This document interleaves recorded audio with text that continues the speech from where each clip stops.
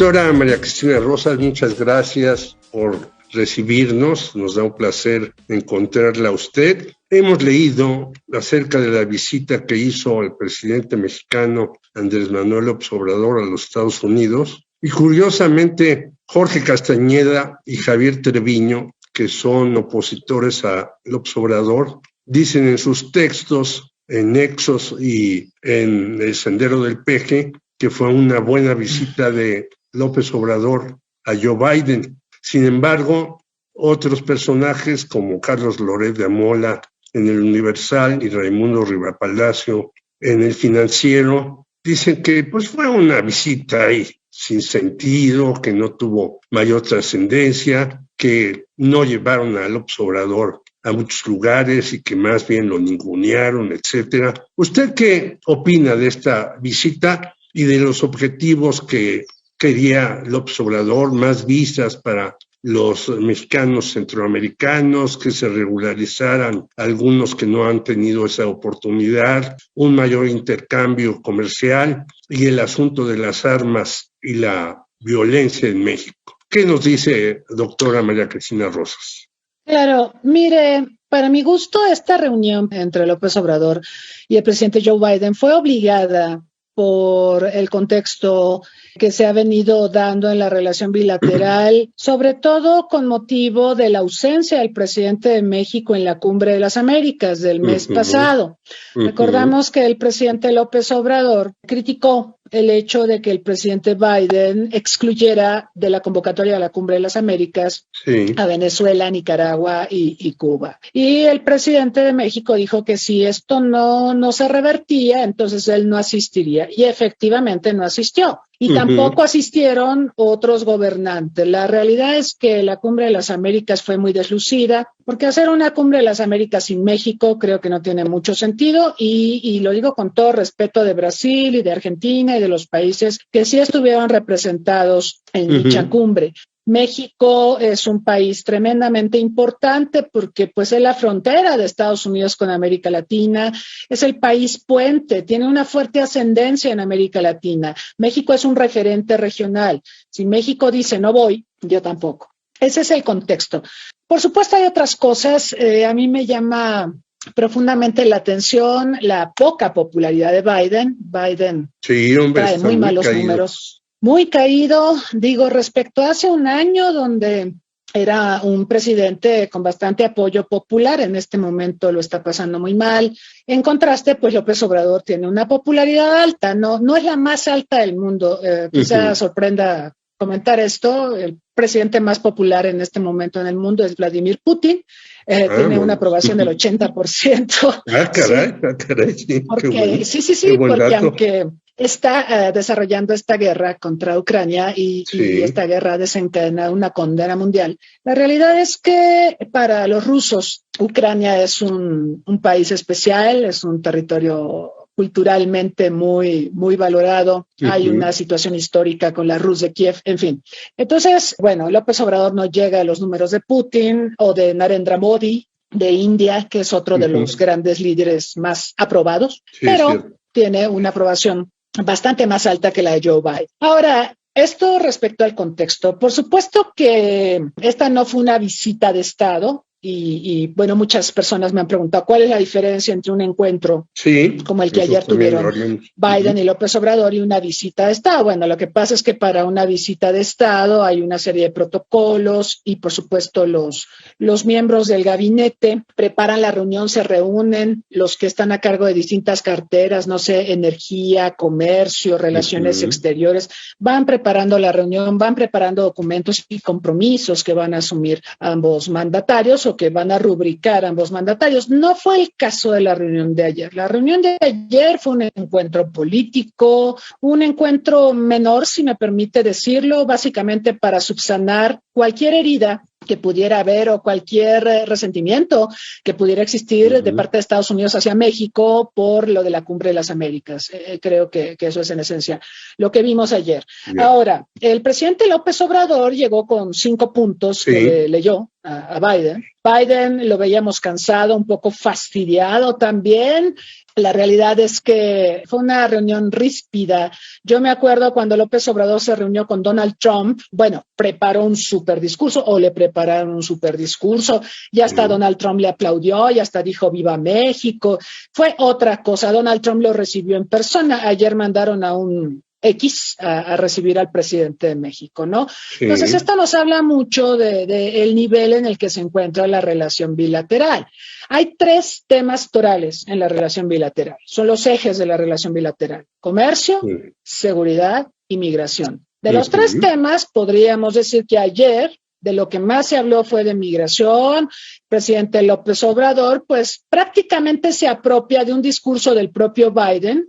Recordamos que cuando Biden llegó a la Casa Blanca, uno de sus primeros decretos fue anunciar una reforma migratoria, misma que sabemos que es compleja, que no va a poder concluir en su mandato porque es un proceso verdaderamente tortuoso y largo. Pero ayer López Obrador dijo que ojalá se pudieran dar visas de trabajo a los mexicanos y exaltó el trabajo que hacen los mexicanos en Estados Unidos en condiciones de irregularidad, pero que nutren finalmente a esa economía. Y bueno, esto es como retomar o apropiarse del discurso de Biden. Y Biden dijo, sí, bueno, vamos a ver este tema. López Obrador mencionó otros aspectos, le dio la vuelta al tema, por ejemplo, energético, que ha causado mucha fricción con Estados Unidos, porque la reforma energética de México afecta negativamente a los intereses de empresas de Estados Unidos, de Canadá y de Europa.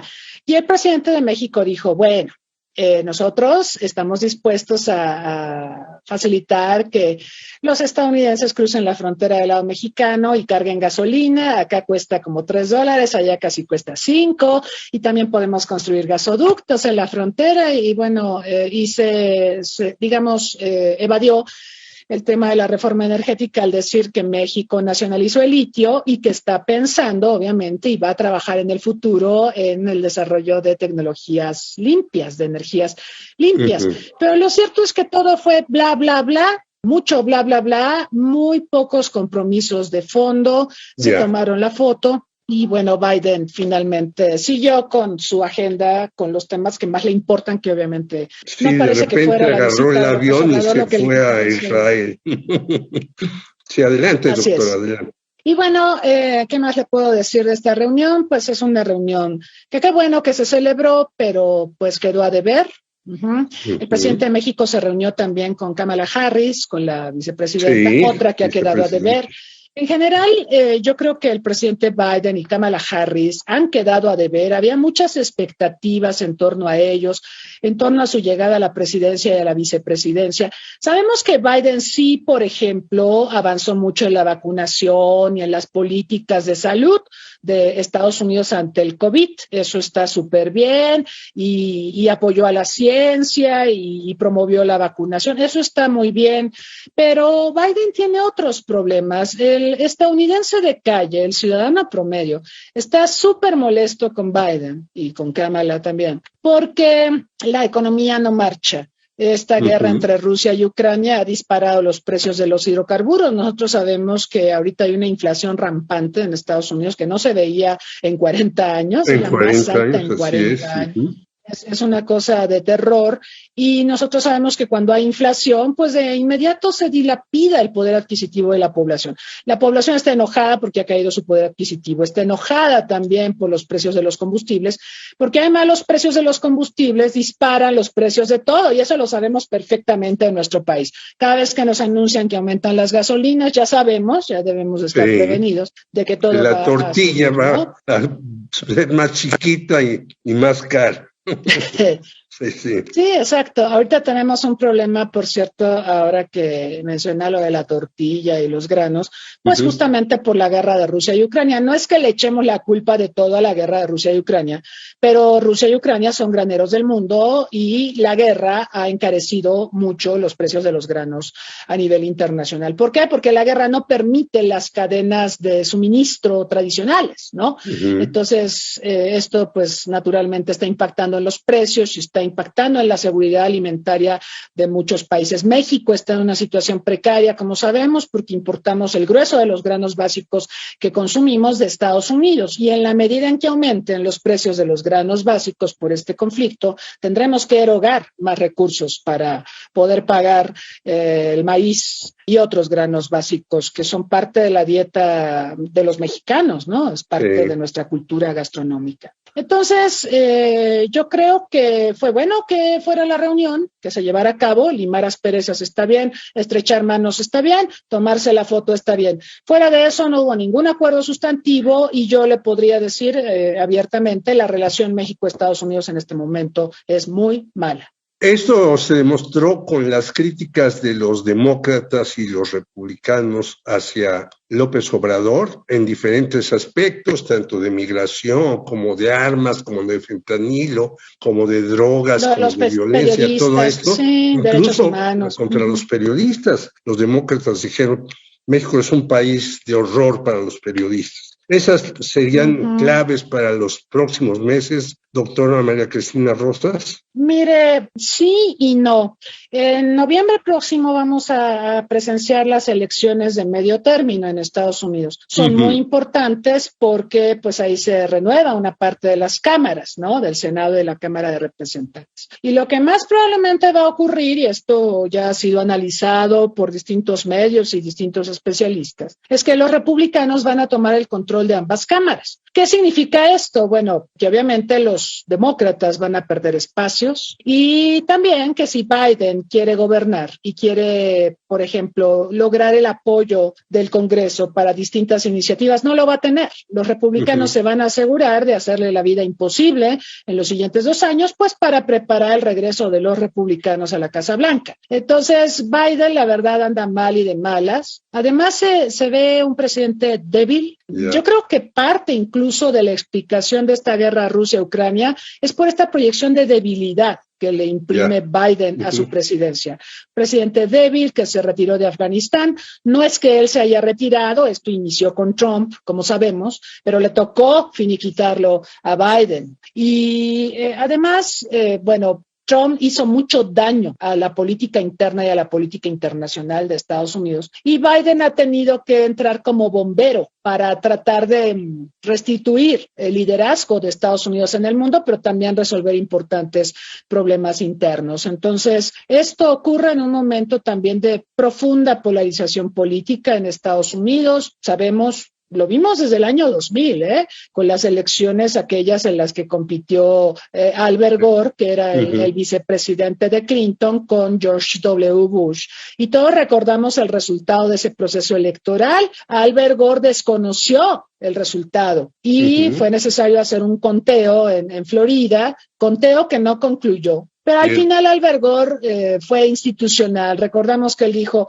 no estoy de acuerdo con el resultado, pero le voy a reconocer la victoria a George W. Bush, y bueno, fin de la historia. Con Trump no ha pasado esto. Con Trump, en el proceso electoral de 2020, él lo desconoció la victoria de Biden, y no solo eso, o sea, eso no es lo más grave. Lo más grave es que haya arengado a sus seguidores, los haya estimulado a desconocer a la democracia y a las instituciones y a tomar el Capitolio. Esto es un horror. Ahorita hay un juicio muy complicado en Estados Unidos. ¿Usted cree que este juicio dé algún resultado positivo para los demócratas? Sí, es muy posible, claro. Se especula que pues se puede mandar a Trump a la cárcel. Hay varias razones por las que podría ir a la cárcel. Esta es una de ellas, porque él instigó, y nosotros sabemos que el instigar a desórdenes públicos, pues por supuesto está penado por la ley. Aquí, en China, en Rusia y en Estados Unidos y en todos lados, ¿no? Entonces, ese podría ser una razón. Hay otras razones por las que Trump podría ir a la cárcel. Por ejemplo, sus negocios turbios, ¿no? Hay muchos problemas fiscales que él tiene con sus empresas, y ese también podría ser causal de prisión.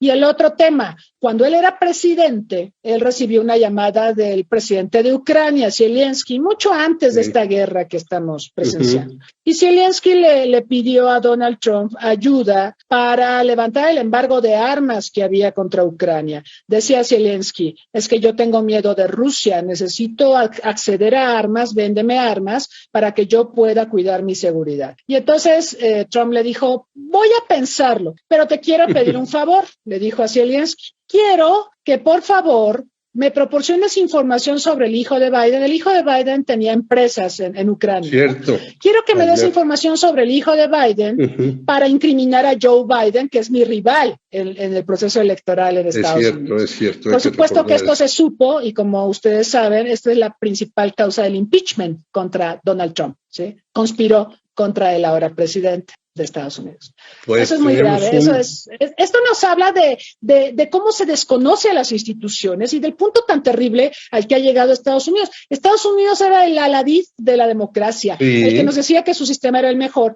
Y ahora vemos estos horrores con Donald Trump y ese puede ser otro causal de que vaya a la cárcel, lo cual, si me permite añadir, y con esto termino mi idea, no significa, si él fuera a la cárcel, que se acaba el trumpismo. De hecho, ahorita hay trumpismo sin Trump.